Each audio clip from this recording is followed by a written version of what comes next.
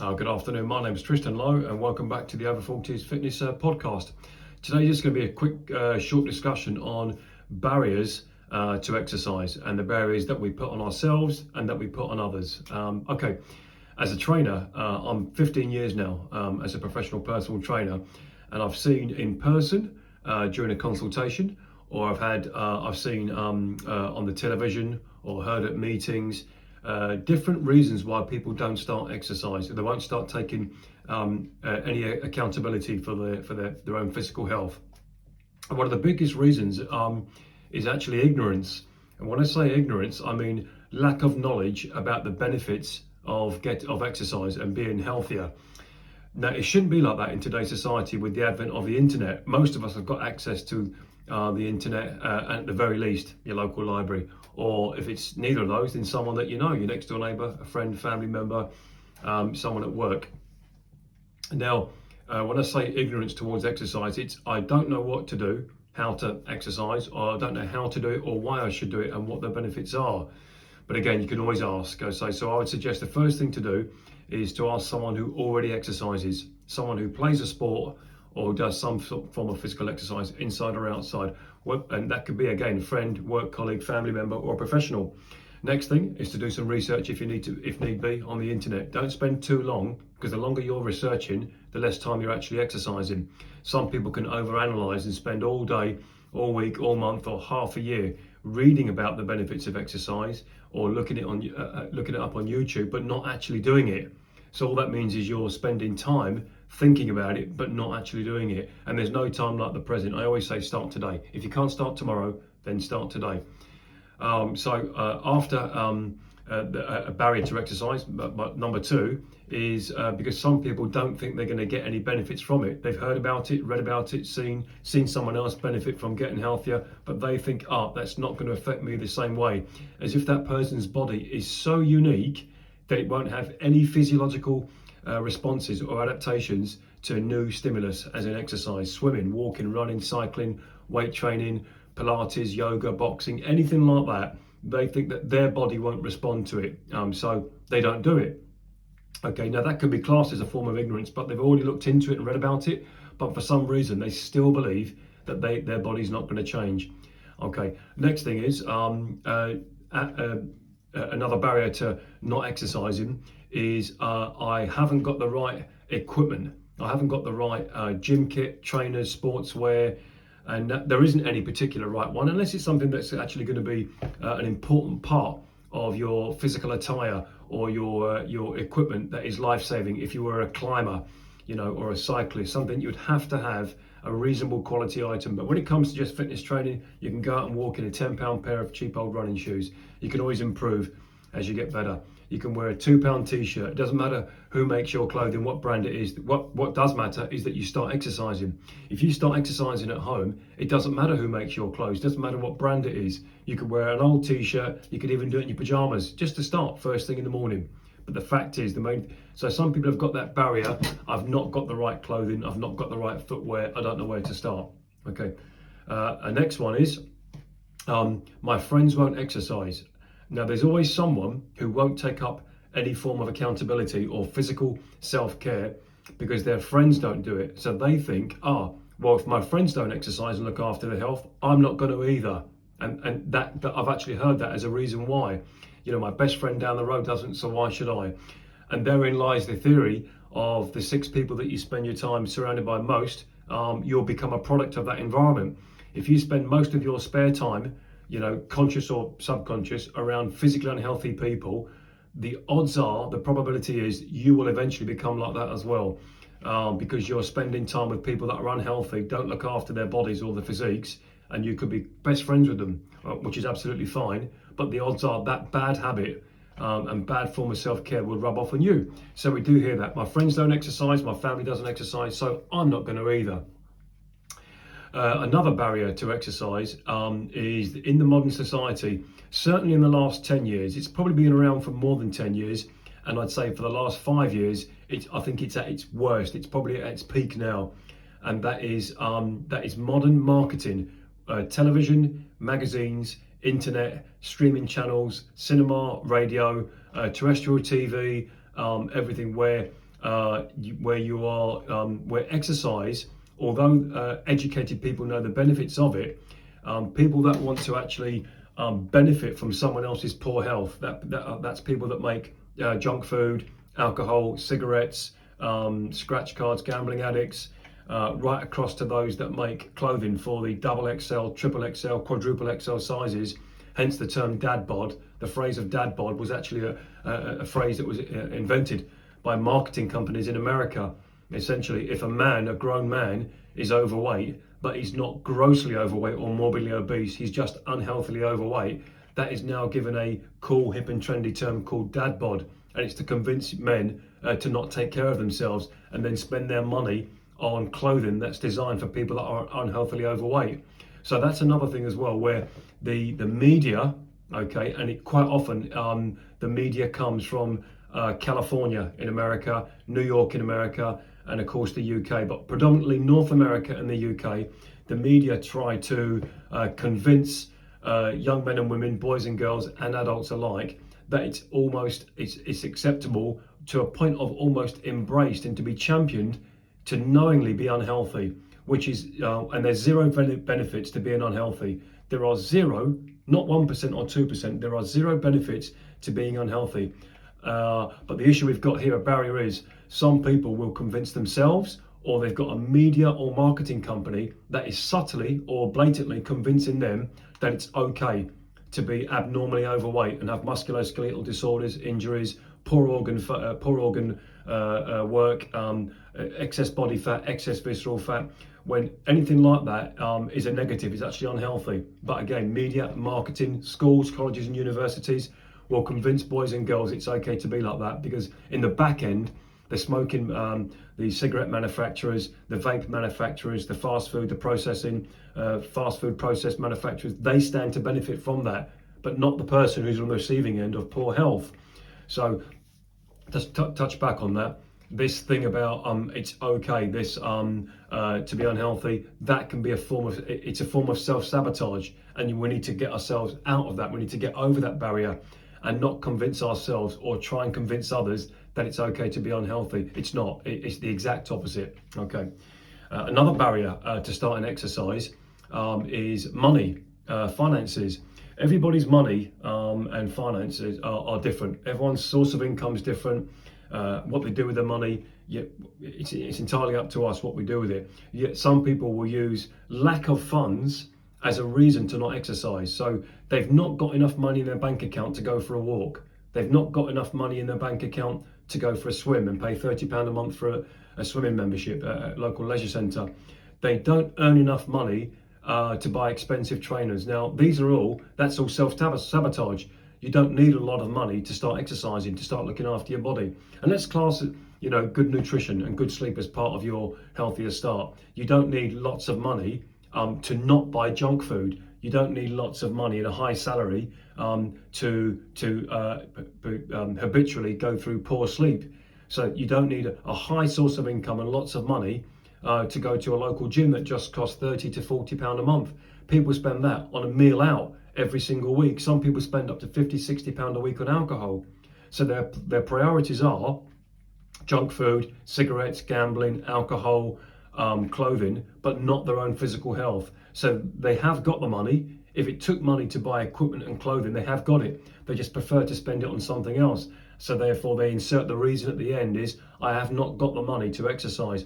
Understandably, some people haven't got the money to pay for their own therapist or personal trainer, because that can be quite expensive, or at least out of their financial remit. So I can educate that client and say, okay, right, at this moment in time, you've not got the funds, for whatever reason, to pay for a trainer to help you. What you have got is the funds to go and buy a £2 new pair of socks or a £2 t-shirt, just to get you in the mood, just to get you thinking of exercising and start. So that the barrier, as in I haven't got enough money to exercise, is not a barrier. That again, that's self-sabotage.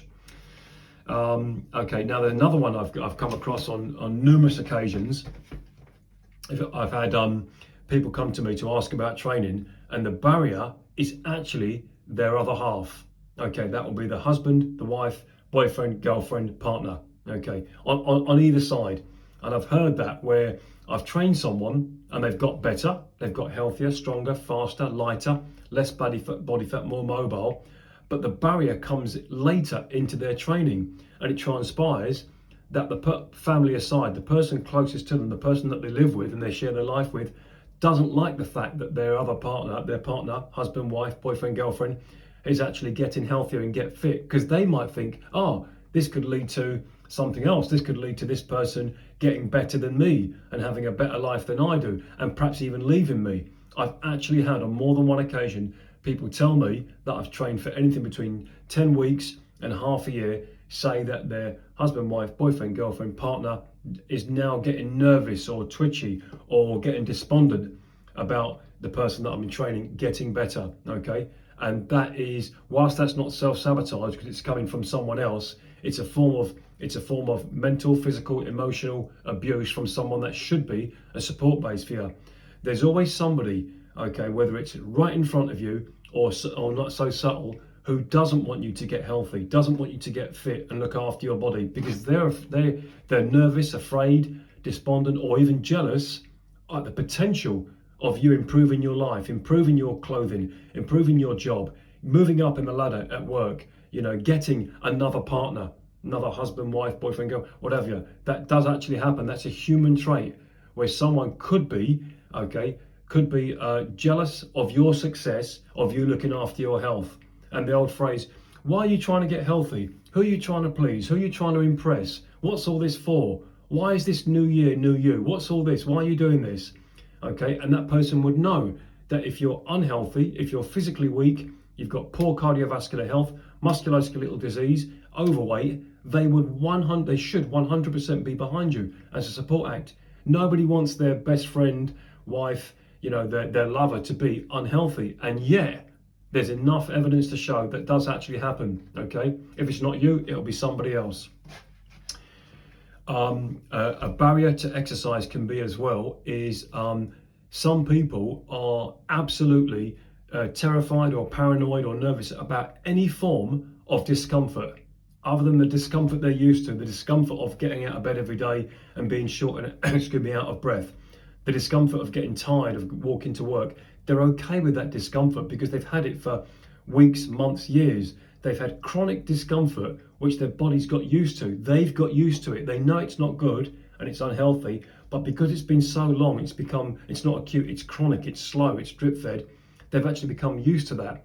So therefore, any form of new stimulus or discomfort that gets them out of breath, gets them tired, makes them sweaty, makes them feel maybe even a little bit nervous, a new environment with a trainer, with a friend, they don't like any form of discomfort. And actually, in modern society, especially Western culture, again, North America, Europe and the UK, we're seeing more and more, not just women and girls, but men, young men from the age of say 15, 16 upwards, okay, who should be in the prime of their life between the age of 15 and say 40.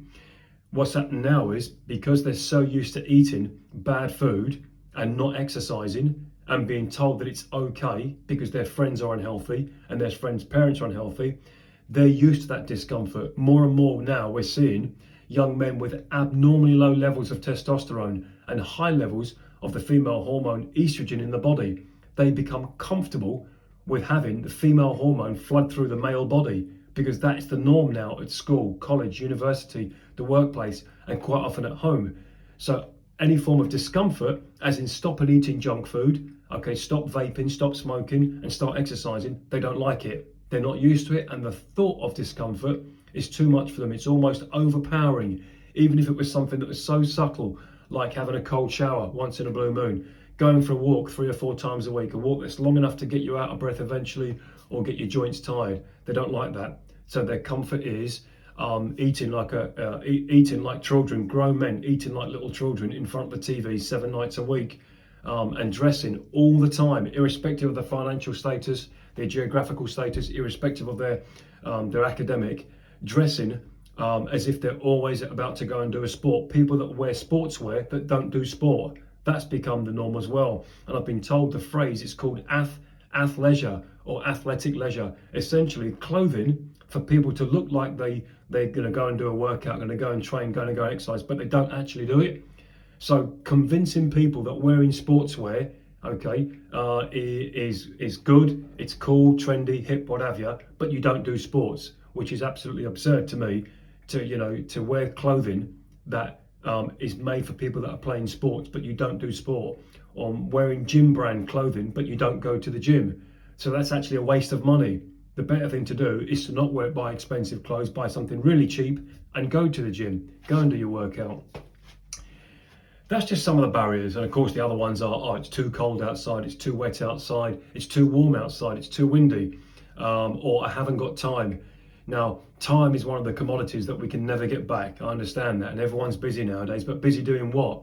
If you've got a job where you work office hours, let's say 9 till 5, or even 8 till 5, or even 8 till 6, that gives you anything up to 4 or 5 hours each night, Monday to Friday. We've got enough time. Yeah, we've talked about it. Even if you work longer hours and you work weekends, don't look to find the time, make the time. Say to yourself, okay, on Monday, Wednesday, Friday, Saturday, Sunday, whichever, morning, day or night, in this hour, I'm going to make the time. I'm not going to watch TV, not going to watch streaming services. I'm not going to spend all day scrolling through social media. I'm not going to go back to bed once I've got up on a Saturday or Sunday morning at 6, 7 o'clock, then go back to bed. I'm not going to do that. I'm actually going to stay focused and disciplined, and get that exercise, get that workout done. So I could just say some advice. If you think that there are barriers to exercising, to starting taking care of your own health, write that down, look at them, and say to yourself, well, which one of these barriers is the biggest? Which one's the smallest? So remove all the small barriers, remove the self-doubt, remove friends, family, work members, colleagues, partners that don't want you to exercise. Get them out of the way, okay? Spend your time, effort, looking for ways to start exercising. Get through the discomfort of starting out. You'll enjoy it. You'll feel better within a week or two. Remember, there are zero benefits to being physically unhealthy, okay? So do something about it. It's very hard to come back from long chronic poor health. It doesn't happen overnight. If you've been unhealthily overweight for 5 years, 10 years, 20 years, it's not going to take a week or two to get better. So you've got to actually be willing to put the time in, and that time could be 15 minutes 3 times a week. That's 45 minutes more than you're doing before. Then week 2, you do 3 times a week and you do 20 minutes of exercise, and then increase it to a point when you're exercising 3 or 4 times a week at least, for anything up to between half an hour and an hour. It's not going to be so grueling that you can't recover. It wants to be enough so you can feel it, you get your heart rate up, you get your joints loose, get a little bit of a sweat on. You haven't got to sweat, that's a different subject entirely. And you'll feel better within a week or two. Okay, you won't go back, you won't choose to go back to being unhealthy. All right, so okay, they're just some barriers that we see or hear about. Okay, some of them you may even thought about yourself that I've not mentioned today, and you can always improve things. There are other aspects as well. There's your nutrition, your sleep, your active rest, what your profession is, what your daily lifestyle is like. You can always improve one of those. I'm still improving things myself. I don't sit there all day writing things down about my health and fitness, but I'll know, because I've been doing it long enough to know how my body feels. So if, like tonight, I need to get an extra hour's sleep, but instead of going to bed at 11 o'clock, I'll go to bed at 10 o'clock tonight. That's part of training. That's part of being healthier again. If at the weekend I have either a treat, let's call it a treat, if I have some form of quote unquote unhealthy food, or a bottle of beer or something like that, I'll course correct instantly, okay, the next day or the following day. So it's okay to balance things out. Yes, we want a nice, healthy, balanced lifestyle, but again, healthy, balanced lifestyle is not going to work and then sitting and watching TV every night until you can't stay awake any longer, and then repeating the next day, and then wondering why a year later you're anything between a stone, 14 pounds, and 3 stone, 42 pounds heavier. And then you wonder, how did that get there? Well, it started a year ago or more. So, okay, there's some barriers to get over. If you need to write them down, write them down. Otherwise, yeah, feel free to ask me anything. Okay, I've just started the podcast 3 or 4 weeks ago. It's going to go on hopefully for years. There's going to be a lot of content that we give out, that I give out. I'm going to bring in some interesting people as well, people that I'm authentically interested in myself, not just someone that I'm going to bring in to the podcast that I think that will be popular, someone that I have generally got an interest myself. And it could be a little old lady right up to an Olympic athlete. Who knows? We'll find out in the future. So again, my name's Tristan Lowe and it's the Over 40s Fitness Podcast. Hope to see you again next week. Thanks for now.